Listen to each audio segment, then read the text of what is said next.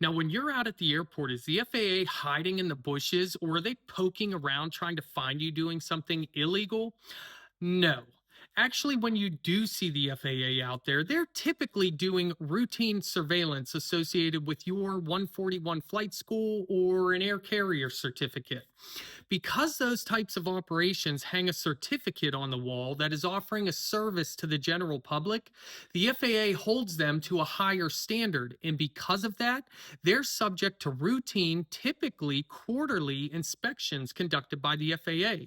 Those inspections are directed by FAA guidance. And so the FAA is not out there just shooting from the hip, making up whatever they want to do.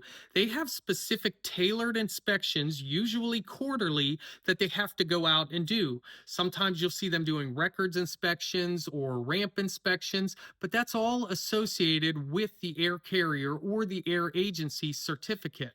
You may see the FAA out there doing an investigation that's for a complaint or an incident or an accident, but again, that's all specifically tailored to what they're doing.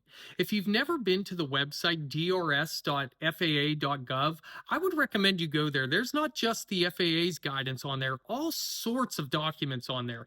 But if you look at the FAA's Order 8900.1, you'll see every single task that the FAA inspector can do associated with an airman certificate or a check ride or an investigation and how they do it.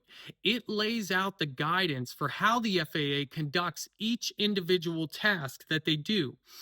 They are still allowed to ramp you. If you haven't seen my video on ramp inspections, take a look at that next because that'll give you insight into how the FAA does ramp inspections.